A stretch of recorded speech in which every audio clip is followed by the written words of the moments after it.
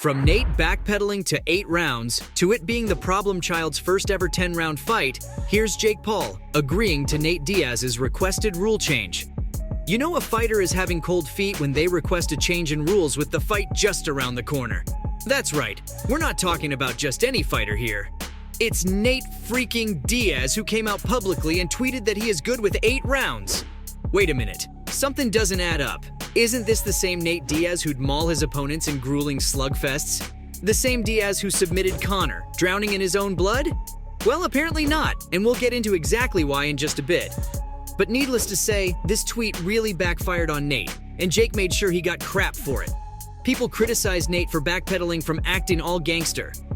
ESPN's Mark Raimondi reminded everyone of what Nate told him back when the fight was announced, that if he's going to get knocked out, it's going to be right off the bat or in the next 3 rounds, and if he doesn't, Jake is in big trouble. In a nutshell, he basically called out Paul's lack of cardio, which could be seen in the Tommy Fury fight. Look, for all those who love criticizing Jake as a boxer, you really can't deny the fact that he has really stepped his game up. His form, shot power, and combos really spruced up the ex-Jersey Shore star. The only department he was kinda lacking was his cardio. He has shown that he can pump out 8 rounds without gassing out, but there is a big difference between a seasoned boxer from one of the most renowned families in boxing and, well, UFC athletes who are way past their prime. With that being said, kudos to Jake for really holding his own against Tommy, and you bet Nate is just a stepping stone for him before he revokes his rematch clause. But back to the main event on August 5th. Everyone, including the fighters themselves, can see there is a huge difference when it comes to overall endurance. Nate is in no position to talk smack about Jake's performance against Fury when he's out here getting humiliated by Olympic silver medalists. That's right, Nathan actually sparred against 30-1 fighter Esquiva Falcao. Now that does sound impressive, but wait till you hear what the Brazilian had to say about Diaz's performance. Are you ready? And I quote, "He is bad." Apparently, the two began sparring, standard stuff. And that is when Nate began swinging like crazy. According to Falcao, he wasn't just dishing out punches, but eating a lot too. The result? The man was gassed out before the second round. Wait, let me break that down for you. He wasn't just gassed out. Things got so bad that Falcao's coach had to butt in and tell his fighter to go easy on the Stockton gangster. Falcao quotes, "At first I thought he was tired, and then in the end it looked like he was dying." The 30-1 fighter had to really tune down his game just so Nate can survive 10 rounds against him. I repeat, 10 rounds. Now you see exactly why Nate requested the change in stipulation. But why though? If you know anything about Diaz, you know he wasn't always like this. He was known for his all-out street fighting style in the octagon, and make no mistake, surviving 5 25-minute rounds in UFC ain't no joke. Well, there are 2 major factors coming into play here. Falcao revealed his theory for Nate's lack of fitness. The man is just too overweight. He speculates that he might just be over 220 pounds. Who says you can't put on weight being a vegan? Anyway, the fight is being contested at 185 pounds, which is just right for Paul. Nate, on the other hand, he just isn't used to the bulk. He's been switching between 155 and 170 throughout his entire UFC career. All this fat is really dragging him down, something he can't afford to do against Jake. Now, for the second factor, and this one really hurts to say, but Nate isn't the gangster we all remember him to be. You see, the fight game is one occupation where the age doesn't mean anything.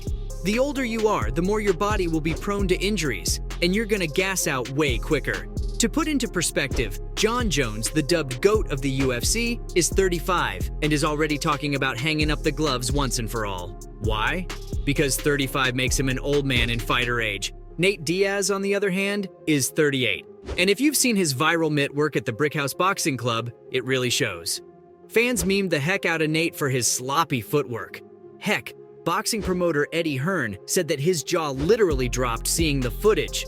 He thinks the fight will not go past the 4th round unless Nate has been bluffing all this time, showing the world how bad he is. Also, remember the time Nate called Daniel Cormier a fat Yeah, Nate is on a spree of quotes that are aging like milk.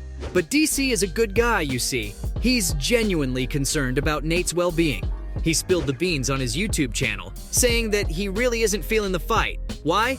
For starters, Jake is just too big for Nate.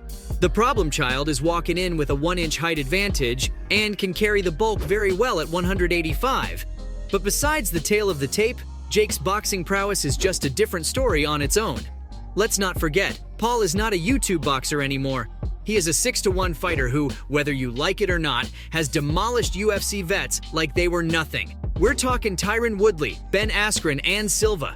And now that he has stepped in with a real boxer, he's going to be more dangerous than ever. Let me remind you, Jake is so confident about this fight that he's willing to put his entire boxing career online. He will not be taking any risks with this fight, and that right there, that is exactly why Cormier has warned Diaz to stay away from that right hand. Jake has racked up a highlight reel of knockouts. That really goes to show how dangerous he can be. Cormier highlighted, though, that Nate does have a chin on him. I mean, the man has gone up against the likes of Tony Ferguson, Conor McGregor, and Donald Cerrone. But neither of those fighters is as big as Jake.